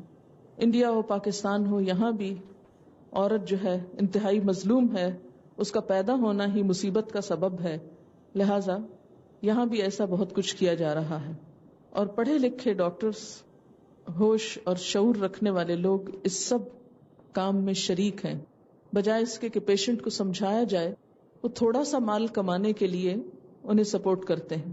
دوسری شکل قتل کی اہل جاہلیت کے ہاں بچوں کا عمومی قتل تھا، اس ڈر سے کہ یہ کھانے میں شریک ہوں گے. اللہ تعالیٰ نے اسے کبیرہ گناہوں میں شمار کیا کہ تو اپنے بچے کو اس ڈر سے مار ڈالے کہ وہ کھانے میں شریک ہوگا.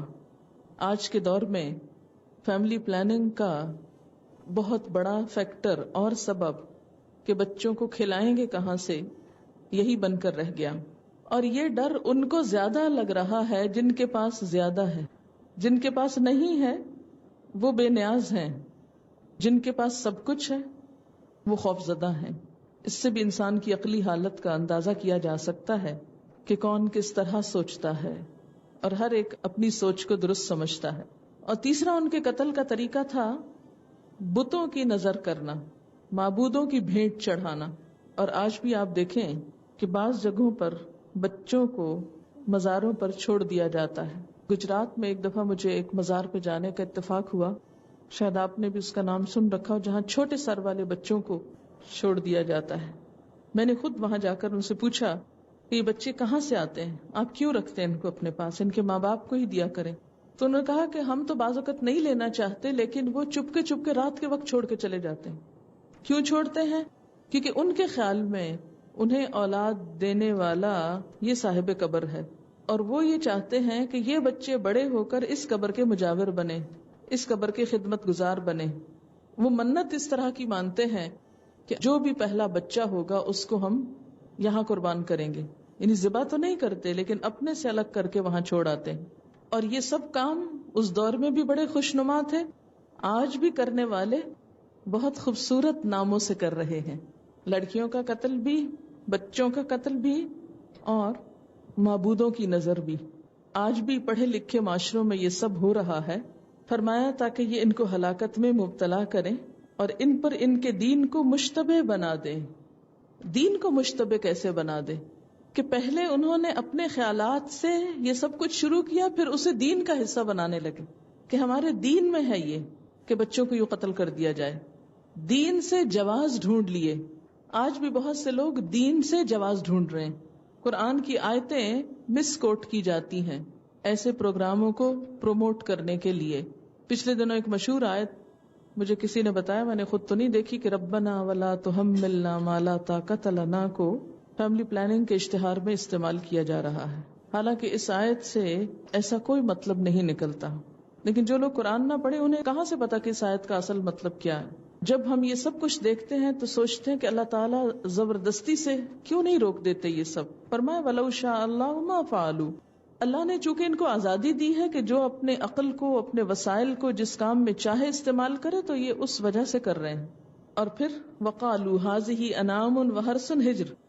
دین کی ظاہریت میں بے وجہ کی تفصیلات، دین کے ظاہری پہلوؤں میں بلا وجہ کی ڈیٹیلز، نکتہ چینیاں، موشگافیاں. مثلا یہ جانور اور یہ کھیت ممنوع ہے، اس میں کوئی انٹر نہ ہو، یہاں کوئی نہیں آ سکتا، یہ کوئی نہیں کھا سکتا.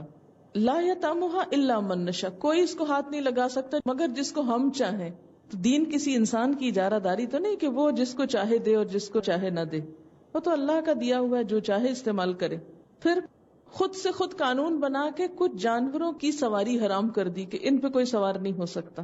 کچھ جانوروں پر اللہ کا نام ہی نہیں لیا جا سکتا، یہ بھی خود سے ایک موشگافی نکال لی. اللہ نے کہیں نہیں فرمایا ایسا. اور یہ سب خود ساختہ باتیں، سیلف میڈ ایڈیشن دین کا کس کے نام منسوب کر دیا گیا؟ اللہ کے نام منسوب کر دیا گیا. پھر کیا کہا؟ جو ہمارے ان جانوروں کے پیٹ میں ہیں، یعنی پیٹ کے بچے، وہ صرف مرد کھا سکتے ہیں، عورتیں نہیں کھا سکتی. ہمارے ہاں بھی بعض کھانے صرف عورتیں کھا سکتی ہیں. مثلا ایک مشہور شاید نیاز ہے بی بی فاطمہ کے نام کی، کہ جو کسی بچے یا لڑکے تک کو نہیں دی جا سکتی، چھوٹا بچہ بھی اس کو نہیں کھا سکتا. بی بی کی سہنک اس کو بولتے ہیں، معلوم نہیں کیا. پھر اسی طرح بعض مخصوص نیاز وہ صرف عورتیں کھا سکتی ہیں، مرد نہیں کھا سکتے. پھر یہ کہ حاملہ نہیں کھا سکتی. مثلا مہندی جو ہے وہ بیوہ عورت نہیں لگا سکتی، اور یہ کام کنواری نہیں کر سکتی، اور یہ شادی شدہ نہیں کر سکتی. یہ سب تقسیمیں خود کی ہوئی، کہیں کسی کتاب میں ان کی کوئی ایسی تفصیل نہیں آئی. اور پھر عقل کے مارے اگر وہی بچہ مر جاتا تو کہتے سب کھا سکتے. فرمایا سیجزیہم وصفہم. ان کی سب باتوں کی جزا اور بدلہ اللہ ان کو دے گا، اس کی سزا ان کو ملے گی. اب آپ دیکھیں کہ بظاہر دین کو انہوں نے اپنے ہاتھ میں لیا، اللہ کی حدود توڑی، دین کی ظاہری شکلوں کو اتنی تفصیل میں اڈاپٹ کیا، اور دین کی اسپرٹ سے بالکل بے نیاز ہو گئے، اور قتل اولاد تک کے جرائم کو اپنے لیے بہت آسان کر لیا. معمولی مسائل پہ جھگڑے کیے اور بڑے بڑے جرائم کو ٹھنڈے دل سے گوارا کر گئے. ظاہری چیزوں میں تشدد برتا، قواعد و ضوابط تراشے، اصل دین سے دور کر کے رسوم و رواج میں الجھا دیا. یہ سب رسمیں ہی تو تھیں، یہ نہ کھائے، یہ وہ نہ کھائے، یہ ایسا نہ کرے. جیسے ہمارے ہاں مختلف رسمیں ہیں شادی بیاہ کے موقع پر، اس میں خود ساختہ قوانین ہیں. اور دوسری طرف قتل اولاد کے جرم کو اپنے لیے جائز قرار دے دیا، خدا کے پاکیزہ رزق سے لوگوں کو محروم کر دیا، اور بڑی بڑی چیزوں کو نظر انداز کر دیا. فرمایا ان کا اصل حال کیا ہے؟ قد دلوا وما كانوا مهتدين. یہ بھٹک چکے ہیں، ان کو کوئی سمجھائے بھی تو سمجھنا نہیں چاہتے. جن چیزوں پہ یہ جم گئے ہیں ان سے یہ پھیرے نہیں جا سکتے. انہوں نے لکھا ہے کہ بی بی فاطمہ کی نیاز کی مٹھائی مردوں اور لڑکوں کو نہیں کھانے کی اجازت دی جاتی، خواہ لڑکے روتے رہیں دیکھ کر. بی بی آسیہ کی نیاز پشاور کے علاقے میں بنائی جاتی ہے، جس کے پیچھے تصور ہے کہ موسیٰ علیہ السلام فرعون کے قتل کرنے سے بچ گئے. جب انہوں نے لال کی بجائے انگارہ اٹھا لیا تو منت پوری ہونے پر بی بی آسیہ نے اپنی مخصوص خواصوں کے ساتھ چھپ کر روٹی کی چوری کوٹی اور کھائی. تو منت پوری ہونے پر صرف خواتین کو دعوت دے کر کھلائی جاتی ہے، صرف خواتین کھاتی ہیں، مرد حضرات کو ایک نوالہ تک نہیں دیا جاتا. لا یطعمها الا من نشاء بزعمهم. معین الدین چشتی اجمیر انڈیا کے مزار پر مجاوروں کا کہنا ہے کہ ہمیں ان کی طفیل اتنا ملتا ہے کہ کچھ کام کرنے کی ضرورت ہی نہیں. سب ان کی اولاد ہیں اور آپس میں باہم رضامندی سے مختلف خاندانوں نے وقت تقسیم کر لیا ہے. جس کے وقت میں جتنا مال اور نظر آئے سب ان کے گھر جاتا ہے. ذاتی طور پر ایک مجاور نے ملاقات میں یہ سب باتیں بہت فخر سے بتائیں. ایک اور کمنٹ ہے، ایک مجاور اپنے گھر لے گئے 3 منزلہ پختہ بہترین مکان اور پلنے والا بہت بڑا کنبہ، سب خوشحالی کی منہ بولتی تصویریں تھیں، اور یہ سب کرم خواجہ غریب نواز کا تھا. آج کا بت پیسہ ہے. مشہور محاورہ فخریہ بولا جاتا ہے کہ پیسہ اگرچہ خدا نہیں مگر خدا جیسی طاقت رکھتا ہے. ایک اور کمنٹ ہے، کوئی دوست آ جائے، مہمان، رشتہ دار یا کوئی اور ایسا کام آ پڑے جو ہمارا بہت سا وقت لے لے تو ہم وہ وقت نماز سے نکالنے کی کوشش کرتے ہیں. ہماری نماز مختصر ہو جاتی ہے، خشوع و خضوع کم ہو جاتا ہے. کہیں جانا ہو نماز مختصر کر لیتے ہیں، لیکن کہیں کبھی ایسا کم ہی ہوا کہ دیگر کاموں کے اوقات میں سے اگر کچھ وقت بچ جائے تو ہم اسے کسی نیک کام میں لگائیں، اس کو پھر کسی اور لغویات میں لگا لیتے ہیں. اب تو شادی بیاہ کے گانوں میں بھی تبرک کے طور پر اللہ کا نام ڈال دیتے ہیں. یعنی جب گانے شروع کرتے ہیں تو اس میں سے ایک گانا جو اکثر سب سے پہلے گایا جاتا ہے، رسول پاک کا سایہ مبارک ہو مبارک ہو. افتتاح اس گانے سے کرنے کے بعد آگے ہر قسم کے بےہودہ گانے گا لیے جاتے ہیں. میرے کام والی نے بتایا کہ کئی مزاروں پر آج کل بزرگوں پیروں کی قبروں پر نوٹ برسائے جاتے ہیں. حد یہ ہے کہ گاؤں میں مسجدوں میں عورتیں نوٹ زمین پر برسا کر پھینک کر چلی جاتی ہیں کیونکہ انہوں نے کوئی منت مانی ہوتی ہے. ایک منت یہ بھی ہوتی ہے کہ کسی خاص باغ میں جا کر بطخوں کو کھانا کھلائیں. جنہوں نے یہ ٹرائی کیا ہے وہ کہتے ہیں کہ ان کی دعا ہمیشہ قبول ہوتی ہے. انہوں نے لکھا ہے کہ اس کو میں ڈک پاور کہتی ہوں. انہوں نے لکھا ہے کہ ہم نے رمضان کا مہینہ اللہ کے لیے مقرر کر لیا اور باقی سارا سال اپنی خواہشات کی پیروی میں گزارتے ہیں. لاڑکانہ میں کسی پیر کے نام کی گائیں وغیرہ کو کہتے ہیں قادریوں کی گائے، اور وہ بے مقصد گھومتی رہتی ہیں. ان کو ذبح نہیں کرتے اور نہ ہی ان کو کوئی پکڑ سکتا ہے. ایک نوجوان لڑکی کی بچی 9-10 ماہ کی تھی کہ دوسرا بچہ پیدا ہونے والا ہو گیا. شوہر کسی ڈاکٹر کے پاس بچہ ضائع کرانے لے گیا. اس نے ایسی دوا دی کہ وہ لڑکی فوراً مر گئی. اس کا جسم اپنا گل سڑ گیا کہ اسے نہلائے بغیر دفن کرنا پڑا. کہتی کہ میں بہت قریب سے ایک شخص کو جانتی ہوں جن کا ایک حلقہ ہوتا ہے، وہاں پر حمد اور نعتیں پڑھی جاتی ہیں، اور ایک اور چیز منقبت پڑھی جاتی ہے جس میں سب گا گا کر اپنے مرشد کی تعریفیں بیان کرتے ہیں. اتنا تو لوگ نعتوں میں بھی نہیں روتے جتنا لوگ اس منقبت میں روتے ہیں. حال پڑ جاتے ہیں لوگوں کو، ان کا بس نہیں چلتا کہ کسی طرح ان کے پاؤں پڑ جائیں تاکہ وہ بگڑی بنا دیں اور ہم جنت میں چلے جائیں. ان کا کہنا یہ ہے کہ عشق مجازی کے بعد عشق حقیقی آتا ہے. اگر اس وقت کوئی بات بھی کر لے غلطی سے تو لوگ اس کو بہت برا سمجھتے ہیں کہ مرشد ناراض ہو جائیں گے. اگر کوئی بچہ زیادہ عرصے بعد پیدا ہو تو والدین کم از کم 5 سال کے لیے کسی بزرگ کے نام پر فقیر کر دیتے ہیں. 5 سال تک گھر کی کوئی چیز اس کے استعمال میں نہیں لاتے.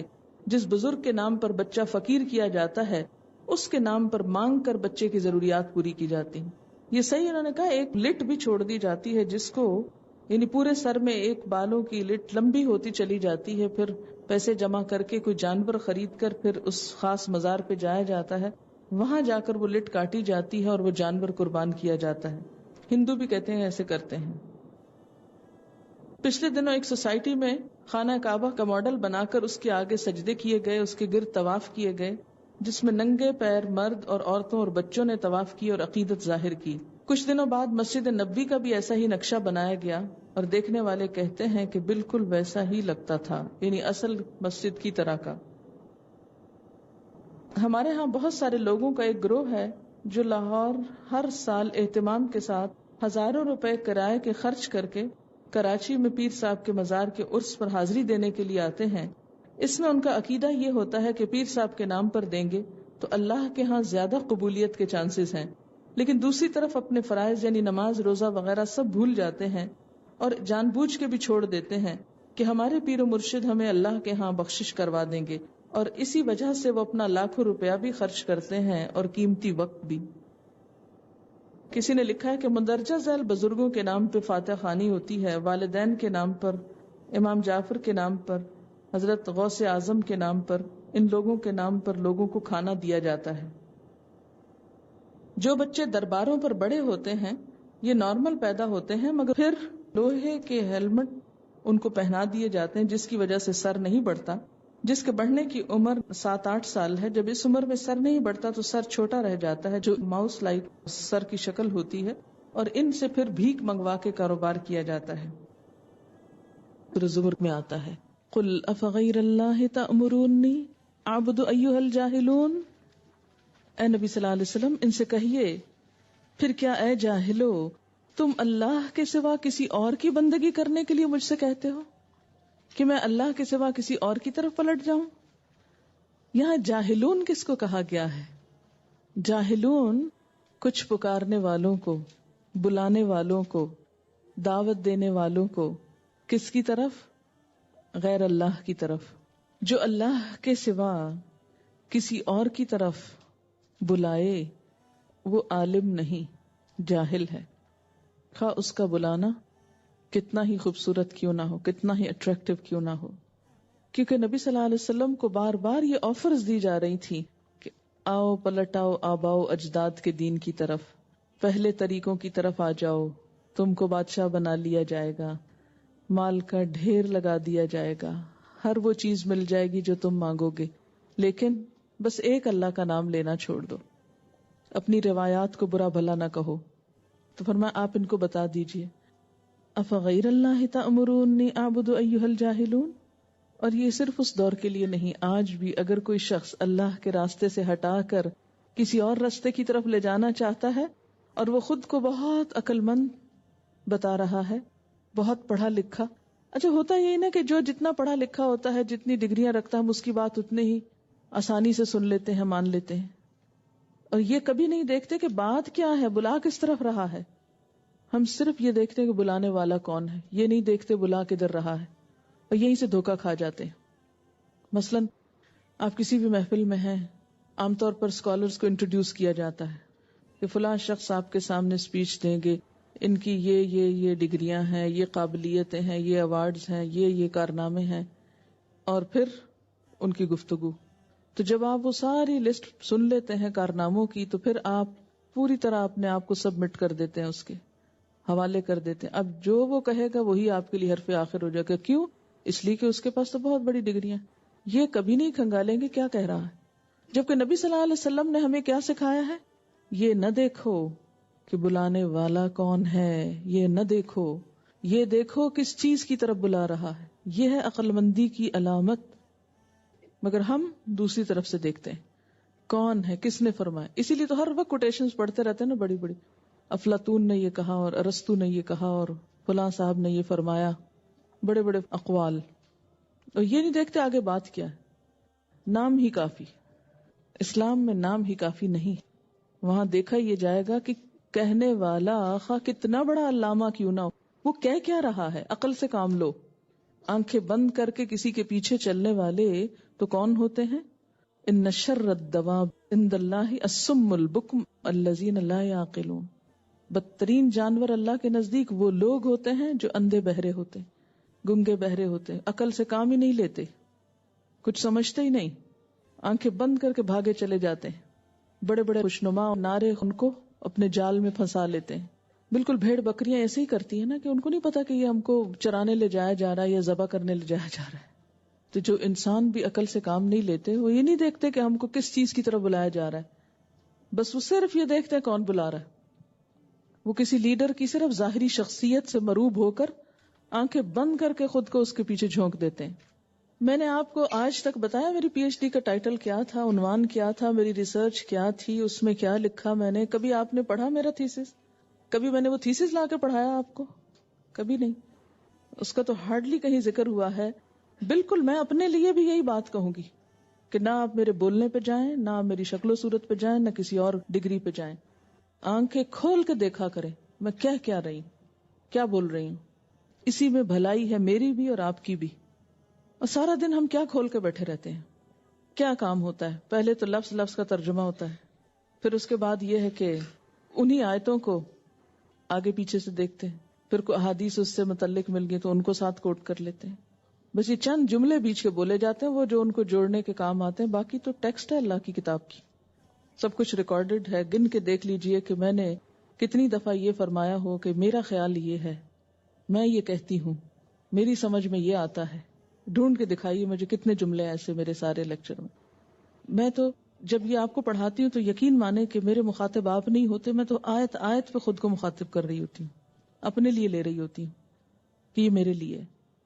جتنا آپ کے لیے اتنا ہی میرے لیے ہے یہ، کیونکہ ہم سب بندے ہیں اللہ کے، اور انسان ہونے کے ناطے کسی کے نام سے کوئی نہیں بخشا جائے گا کہ فلاں کا نام کے ساتھ یہ لگا ہوا تھا اس لیے اس کو بخش دیا جائے، چاہے اس کا عمل کچھ بھی نہ ہو. تو بہرحال آپ سب کو اللہ نے عقل دی ہے، آنکھیں دی ہیں، کان دیے ہیں، زبان دی ہے. دیکھیں، پڑھیں، غور کریں، سمجھیں اور پھر مانیں. قل افغیر اللہ تأمرونی اعبد ایھا الجاہلون، ان سے کہو پھر کیا اے جاہلو، تم اللہ کے سوا کسی اور کی بندگی کرنے کے لیے مجھ سے کہتے ہو؟ میں اللہ کے سوا کسی اور کا بندہ بن جاؤں، کسی اور کی طرف جھک جاؤں؟ جو بھی اللہ کے سوا کسی اور طرف لوگوں کو موڑے، خواہ وہ کتنا ہی بڑا علامہ ہو، اللہ کی نظر میں وہ جاہل ہے، کیونکہ سب سے بڑا علم اپنے خالق کی پہچان ہے، اپنے خالق کے آگے جھکنا ہے. وَلَقَدْ أُوحِيَ إِلَيْكَ، اور البتہ تحقیق وحی کی گئی آپ کی طرف، وَإِلَى الَّذِينَ مِن قَبْلِكَ، اور ان لوگوں کی طرف جو آپ سے پہلے تھے یعنی انبیاء، لَإِنْ أَشْرَكْتَ، البتہ اگر تو نے شرک کیا، لَيَحْبَطَنَّ عَمَلُكَ، تمہارا عمل بھی ضائع ہو جائے گا.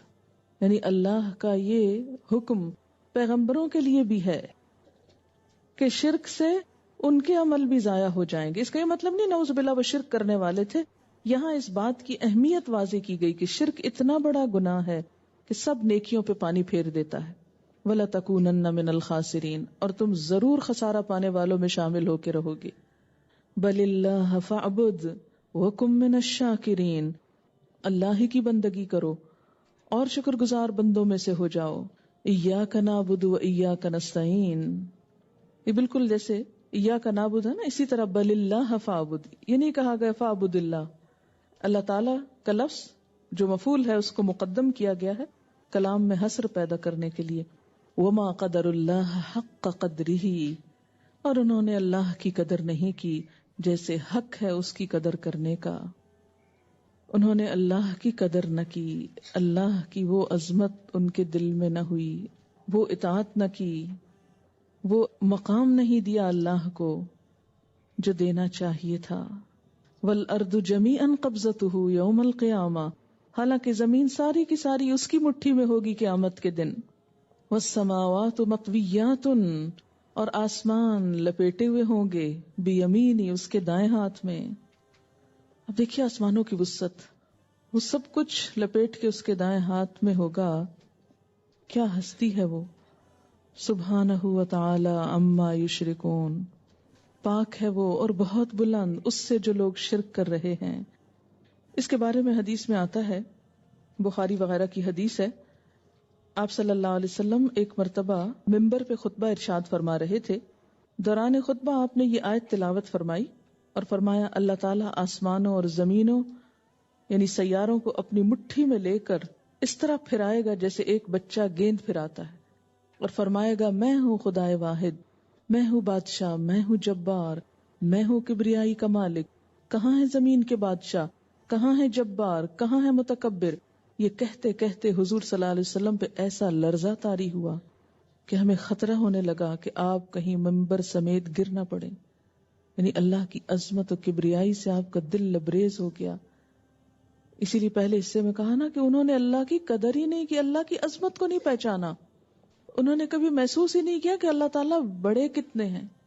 جس کے دل میں اللہ کی بڑائی بیٹھ جائے پھر وہ اس کی نافرمانی کا سوچ بھی نہیں سکتا کہ اس کو ناراض کروں، اس کا حکم نہ مانوں.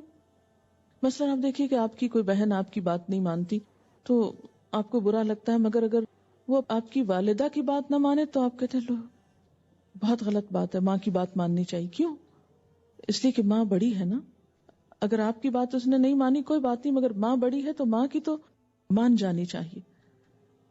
تو اسی طرح جو جتنا بڑا ہوتا ہے اس کی بات کا انکار اتنی ہی بڑی غلط بات ہوتی ہے. تو یہاں پر پہلے کیا فرمایا؟ انہوں نے اللہ کی قدر نہیں کی. کسی کی بھی قدر کب نہیں کرتا کوئی؟ جب وہ اس کی حقیقت کو نہیں سمجھتا. آپ کے ساتھ کبھی ایسا اتفاق ہوا ہوگا کہ جب کوئی آپ کو نہ پہچانتا ہو تو وہ آپ سے کیسے معاملہ کرتا ہے، اور جب آپ کو پہچان لے تو اس کا معاملہ بالکل بدل جاتا ہے. میں ایک دفعہ ایک کلینک میں گئی تو برقع پہنا ہوا تھا. انہوں نے نام تو میرا سن رکھا تھا لیکن مجھے شکل سے نہیں دیکھا ہوتا. نام پوچھا تو میں نے کہا فرحت میرا نام ہے. بالکل جیسے عام پیشنٹس کو ٹریٹ کرتے ہیں عام طور پر روڈلی اور تھوڑا سا اسی طرح ٹریٹ کرتے. اتنے میں ایک اور پیشنٹ آئی اور انہوں نے مجھے دیکھ کے پہچانا. آپ یہاں بیٹھی. جب میرا نام سنا تو دوسری ایک دم وہ اچھا سوری مجھے تو پتہ ہی نہیں تھا یہ آپ ہیں اور میں نے آپ کو پہچانا نہیں. اور وہ تو میں یہ سوچ رہی تھی کہ صرف پہچان سے رویے میں فرق آ گیا، بالکل تبدیل ہو گیا رویہ، بولنے کا انداز، ہر چیز. اور بسا اوقات ہم بھی کسی کو جب نہیں پہچانتے تو اس کے ساتھ بالکل بیگانوں کا سا معاملہ کرتے ہیں، اور جب پہچان لیتے ہیں تو دل نچھاور کرتے ہیں. اللہ تعالیٰ کی جب معرفت ہو جاتی ہے نا پھر گستاخیاں نہیں ہو سکتی.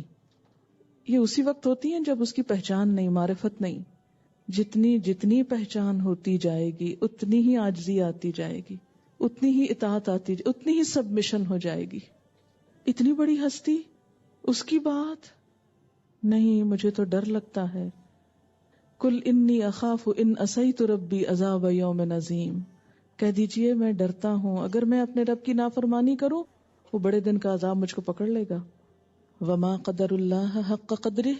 انہوں نے اللہ کی قدر نہیں پہچانی جیسے اس کی قدر پہچاننے کا حق ہے. کیوں؟ اس لیے کہ انہیں اللہ کی معرفت ہی نہیں، جانتے ہی نہیں وہ کتنی بڑی ہستی ہے. آپ دیکھیے کہ دنیا کا کوئی بڑا انسان ہمارے سامنے آ جاتا ہے تو ہم کس طرح بہیو کرتے ہیں، لیکن اس کے مقابلے میں اللہ کی بات سامنے آتی ہے تو ہم سنی انسنی کر دیتے ہیں. اچھا ٹھیک ہے.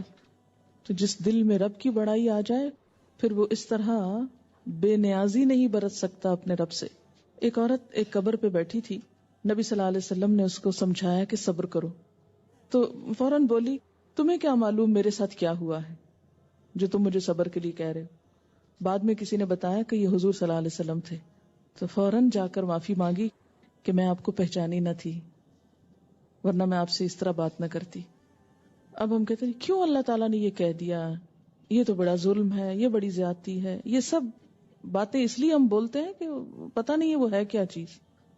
حدیث قدسی ہے میں اور جن و انس عجیب معاملے پر ہیں. پیدا میں کرتا ہوں، عبادت کسی اور کی ہو رہی ہے. رزق میں دیتا ہوں، شکر کسی اور کا ہو رہا ہے. میں اپنے بندے پر احسان کر کے محبت کا اظہار کرتا ہوں مگر میرا بندہ نافرمانی کر کے مجھے کو ناراض کرتا ہے. سب کچھ دے میں رہا ہوں، توجہ کسی اور کی طرف، شکر کسی اور کا ہو رہا ہے. فرمایا پہچانتے نہیں ہو اس کو؟ ایک چھوٹی سی پہچان دیکھو، والارض جمیعا قبضتہ. یہ اتنی بڑی زمین جو ہے نا وہ اس کی مٹھی میں ہوگی. اور نہ صرف یہ کہ زمین بلکہ والسماوات، سارے آسمان، سب کچھ. اور کیا ہوں گے؟ مطویات، لپیٹے ہوئے اسکرول کی طرح سب لپیٹ دیے جائیں گے اور لپیٹ کے اس کے دائیں ہاتھ میں ہوں گے. سبحانہ وتعالی عما یشرکون. پاک ہے وہ، بہت بلند ہے ان سب باتوں سے جو یہ شرک کر رہے ہیں کہ اور مخلوق کو اس کے برابر قرار دے رہے ہیں. تو یہ چند باتیں کیا ہیں، کس سے متعلق ہیں؟ شرک سے متعلق ہیں، جن کے بارے میں ہمیں بہت محتاط ہونے کی ضرورت ہے اور بہت کیئرفل ہو کر بات کرنے کی بھی ضرورت ہے، کیونکہ ذرا سی بھی بے احتیاطی جو ہے وہ انسان کو اللہ کی نظر سے گرا دیتی. ہمیں اس بات کی فکر نہیں ہونی چاہیے کہ لوگ ہم کو کیا کہیں گے. فکر ہمیں کس بات کی ہونی چاہیے کہ اللہ تعالیٰ کے ہاں ہمارا کیا مقام ہے. کیونکہ اگر اللہ تعالیٰ ناراض ہو گئے تو ساری دنیا مل کے نہیں چھڑا سکتی، اور اگر اللہ تعالیٰ راضی ہو گئے اور سارے لوگ بھی ناراض ہو گئے ہم سے تو بھی کوئی نقصان نہیں. قرآن میں آتا ہے قل انما انا بشر مثلکم یوحا الی. آپ ان کو بتا دیجئے کہ بے شک میں تم جیسا ہی ایک انسان ہوں، میری طرف وحی کی جاتی. اور وحی کا خلاصہ کیا ہے؟ انما الہکم الہ واحد، کہ تمہارا الہ معبود بس ایک الہ ہے، اس پر ایمان لاؤ، اس سے بس محبت کرو، اسی سے ڈرو، اسی کی اطاعت کرو، اسی کے بن جاؤ. فمن کان یرجو لقاء ربہ، تو جو کوئی اپنے رب کی ملاقات کی امید رکھتا ہے، یرجو امید رکھتا ہے، کس کی؟ لقاء ربہ، اپنے رب سے ملنے کی. اسے کیا کرنا چاہیے؟ اس کے لیے رب سے ملاقات کے لیے کیسی تیاری؟ جب آپ کو کسی بڑے انسان سے ملنا ہوتا ہے تو آپ اس کے لیے تیار ہوتے ہیں نا. تو اللہ تعالیٰ سے جو ملاقات کرنا چاہیں ان کو بھی تیاری کرنی چاہیے. کیسی تیاری؟ فَلْيَعْمَلْ عَمَلًا صَالِحًا، نیک کام کرنے چاہیے، اچھے عمل کرنے چاہیے. یہ ہے اصل تیاری، کیونکہ اللہ تمہاری شکلوں کو اور مال کو نہیں دیکھتا. دنیا میں تو تیاری کے لیے یہ دو چیز چاہیے ہوتی ہے نا. جیسے کسی کی شادی ہو تو دو چیزیں چاہیے، ایک تو یہ کہ شکل اچھی ہونی چاہیے، اگر نہیں تو اس کو شادی سے پہلے خوب ایسے انتظام کرنے چاہیے کہ اچھی ہو جائے، اور پھر مزید اچھا بننے کے لیے اچھے لباس. لیکن اللہ ظاہر کو نہیں، اندر کو دیکھتا ہے، تمہارے دلوں، نیتوں اور عمل کو دیکھتا ہے. یہ ہے تیاری. فَلْيَعْمَلْ عَمَلًا صَالِحًا وَلَا يُشْرِكْ بِعِبَادَةِ رَبِّهِ أَحَدًا، اور اپنے رب کی عبادت میں کسی ایک کو شریک نہ کرے، کسی کی بات نہ مانے جہاں اللہ کا حکم آ جائے. یہ ہے تیاری کہ جہاں رب کا حکم آ جائے کسی کو اس کے مقابل نہ آنے دے، نہ ماں، نہ باپ، نہ بہن، نہ بھائی، نہ شوہر، نہ بچے، نہ دنیا کی کوئی حکومت، نہ بادشاہ، نہ کوئی طاقت، نہ اقتدار، نہ دوست، نہ دشمن، کوئی بھی نہیں. وَلَا يُشْرِكْ بِعِبَادَةِ رَبِّهِ أَحَدًا، جو رب سے ملاقات چاہتا ہے پھر اسے اس چیز کا اہتمام کرنا ہوگا. وآخر دعوانا ان الحمد للہ رب العالمین. سبحانک اللہم وبحمدک، نشہد ان لا الہ الا انت، نستغفرک ونتوب الیک. والسلام علیکم ورحمۃ اللہ وبرکاتہ. ویڈیو کے نیچے سبسکرائب کے بٹن پہ کلک کریں، بیل کے آئیکن پہ کلک کیجیے تاکہ ہر نئی ویڈیو کی نوٹیفیکیشن